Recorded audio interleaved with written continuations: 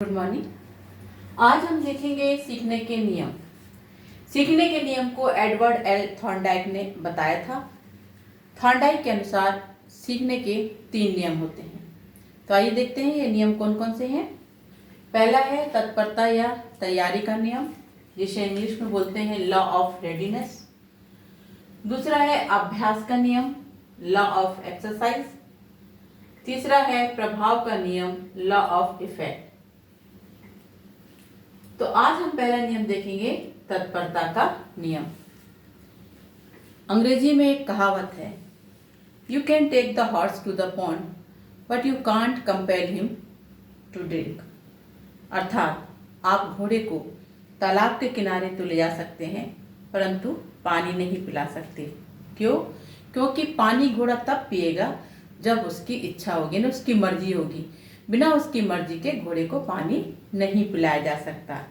ठीक यही बात बच्चों के लिए है। बच्चा जब तक नहीं चाहेगा तब तक वह नहीं सीखेगा।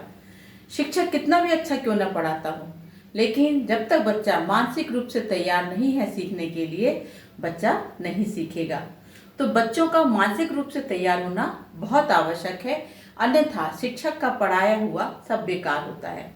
तो बच्चों को मानसिक रूप से तत्पर करने के लिए या तैयार करने के लिए तत्परता के नियम के अंतर्गत 4 उपनियम हैं। आइए देखते हैं ये कौन कौन से उपनियम हैं। पहला नवीनता का सिद्धांत, दूसरा जिज्ञासा का सिद्धांत, तीसरा रुचि का सिद्धांत और चौथा अभिप्रेरणा।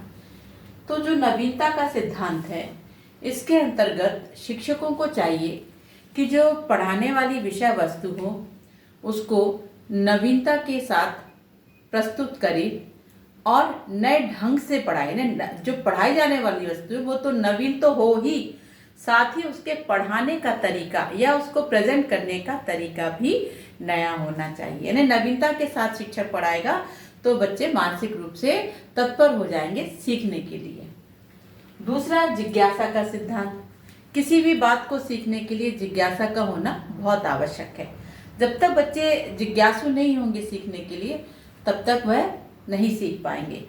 तो बच्चों के अंदर जिज्ञासा उत्पन्न करने के लिए शिक्षक को चाहिए कि वो पढ़ाने से पूर्व उस विषय वस्तु के महत्व के बारे में, उसकी महत्ता के बारे में बच्चों को बता दें, जिससे बच्चों में जिज्ञासा उत्पन्न हो जाए उसको सीखने के लिए। तीसरा है रुचि का सिद्धांत। बिना रुचि के भी कोई भी बच्चा सीखने के लिए तैयार नहीं होगा। तो शिक्षक को ये चाहिए कि वो बच्चों के अंदर रुचि उत्पन्न करे। रुचि उत्पन्न करने के लिए शिक्षक को विभिन्न विषय सामग्री को अलग अलग तरीके से प्रस्तुत करना चाहिए। तो जैसे यदि वो कोई मूर्त विषय वस्तु के बारे में विवरण दे रहा है या बता रहा है, तो उस मूर्त विषय वस्तु से संबंधित कोई प्रतिदर्श हो या वो मूर्त वस्तु स्वयं उपस्थित करे, मॉडल हो, चित्र हो, रेखा चित्र हो, उसके माध्यम से उस विषय वस्तु को प्रस्तुत करना चाहिए, जिससे कि बच्चों में रुचि उत्पन्न हो। और कोई अमूर्त वस्तु है तो उसके लिए वो कोई कहानी के माध्यम से, कोई संस्मरण के माध्यम से, कोई घटना के माध्यम से या कोई उदाहरण के माध्यम से बच्चों के सामने वो प्रस्तुत करे, जिससे कि बच्चों में रुचि उत्पन्न हो और वो सीखने के लिए तैयार हो जाएं। चौथा है अभिप्रेरणा।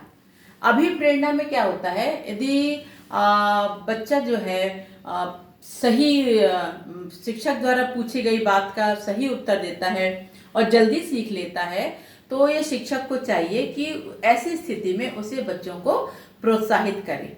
तो प्रोत्साहित करने से भी बच्चों में सीखने की तत्परता उत्पन्न हो जाती है।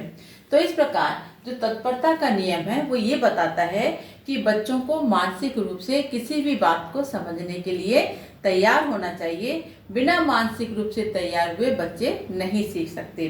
और शिक्षकों को बच्चों को तत्पर करने के लिए इन 4 उपनियमों का प्रयोग करना चाहिए, जिससे बच्चे मानसिक रूप से तैयार हो जाएं सीखने के लिए। तो ये था आज का तत्परता का नियम। बने रहिए मेरे साथ, मिलते हैं नेक्स्ट वीडियो में नेक्स्ट नियम के साथ। Thank you.